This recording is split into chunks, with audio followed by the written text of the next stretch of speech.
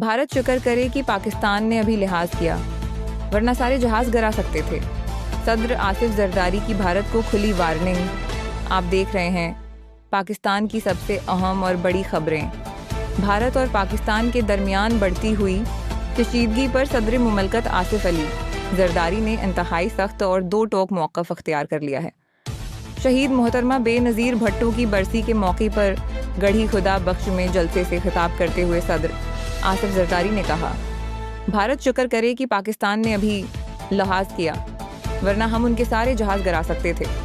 उन्होंने बराह रास्त भारतीय वज़ीर आज़म को मुखातब करते हुए कहा, मोदी भूल जाओ कि रोटी होगी या गोली, याद रखो गोलियां हम मारेंगे।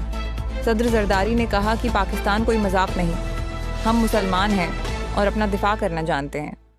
उन्होंने अफवाज पाकिस्तान को खिराज तहसीन पेश करते हुए कहा, हम अल्लाह का शुक्र अदा करते हैं कि उसने हमें ऐसी अफवाज दें जिन्होंने भारत को आंखों में आंखें डालकर जवाब दिया और उन्हें बता दिया कि जंग कोई खेल नहीं होती।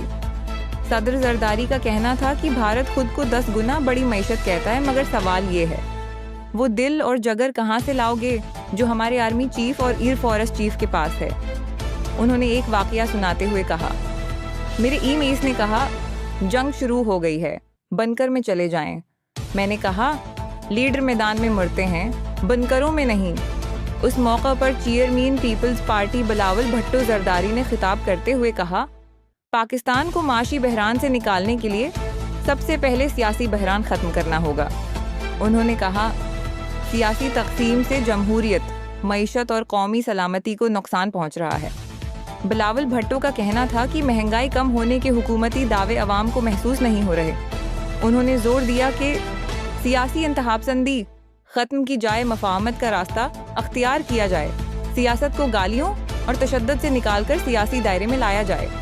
ये थी आज की सबसे बड़ी और अहम खबर, पाकिस्तान के दिफा, खुददारी और कौमी मौक़िफ़ पर। अगर आप पाकिस्तान के मजबूत मौक़िफ़ के साथ हैं तो उस वीडियो को लाइक करें, चैनल को सब्सक्राइब करें और बेल आइकॉन दबाना ना भूलें ताकि हर बड़ी खबर सबसे पहले आप तक पहुँचे।